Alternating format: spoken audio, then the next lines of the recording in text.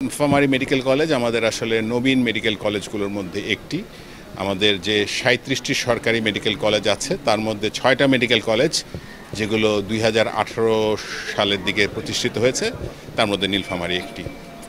এবং স্বাভাবিকভাবেই এই মেডিকেল কলেজগুলো এখনও পরিপূর্ণ অবকাঠামো গড়ে তোলা সম্ভব হয় নাই এবং ২০১৮ সালে তদানীন্তন সরকার আসলে কোনো যথাযথ পূর্ব প্রস্তুতি ছাড়াই এই মেডিকেল কলেজগুলো স্থাপন করেন এবং পরবর্তীতে এই সমস্যাটা আরও জটিল হয়ে যায় যখন ২০২২-২৩ সালে এসে এক সিদ্ধান্তে মেডিকেল কলেজগুলোতে ১০৩০টা আসন বাড়িয়ে ফেলেন। এটার জন্য যে প্রস্তুতি দরকার সেই কিছুই প্রস্তুতি নেওয়া হয়নি।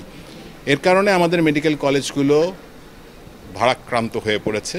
মানে যে একটা মেডিকেল কলেজ যে পরিমাণ শিক্ষার্থীর জন্য উপযুক্ত তার চেয়ে অনেক বেশি শিক্ষার্থীকে নিয়ে সেগুলোকে চলতে হচ্ছে। এর প্রতিফলন ঘটতে পারে মেডিকেল কলেজ শিক্ষার মানে। আমাদের কনসার্ন সেটা নিয়েই। আমরা স্বাস্থ্য ও পরিবার কল্যাণ মন্ত্রণালয় অথবা স্বাস্থ্য শিক্ষা অধিদপ্তর আমরা কখনোই কোনো মেডিকেল কলেজ বন্ধ করতে চাই না। কিন্তু মেডিকেল কলেজের উপযুক্ত শিক্ষার মান বজায় রাখতে হবে। যদি কোনো কারণে সেটা সম্ভব না হয় তাহলে তো অন্য আদারওয়াইজ চিন্তা করতেই হবে। তো আমরা এই জন্য আমরা সচেষ্ট আছি যে আপনারা জানেন, আপনারা যে প্রশ্নটা করেছেন যে নীলফামারী মেডিকেল কলেজ কি বন্ধ হয়ে যাচ্ছে কিনা, আমি প্রথমে বলি যে না, এই ধরনের কোনো সিদ্ধান্ত এখনও হয়নি। নীলফামারী মেডিকেল কলেজ অথবা কোনো মেডিকেল কলেজ বন্ধ করার সিদ্ধান্ত এখন হয়নি।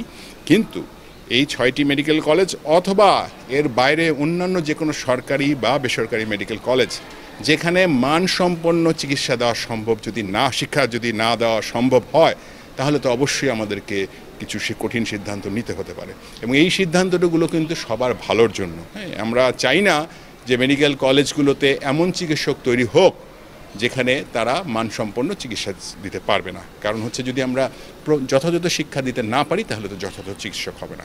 আমাদের প্রথম চেষ্টা অবশ্যই এই মেডিকেল কলেজগুলোর মান উন্নয়ন।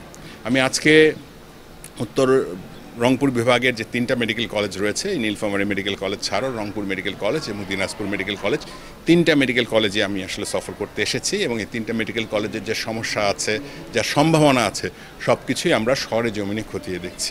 নীলফামারী মেডিকেল কলেজটা যেহেতু নতুন মেডিকেল কলেজ, এটার উপযুক্ত অবকাঠামো তৈরি হয়নি। তবে একটা ভালো জিনিস হচ্ছে যে এইখানে এখন যে ক্যাম্পাসটা আছে এই ক্যাম্পাসটা অন্য একটা প্রতিষ্ঠানের জন্য তৈরি করা হয়েছিল এবং সেইটা যেহেতু মেডিকেল কলেজ ব্যবহার করছে, এটা অনেক কিছুই অন্যান্য মেডিকেল কলেজ, নতুন মেডিকেল কলেজগুলোর তুলনায় এটার অবস্থাটা ভালো।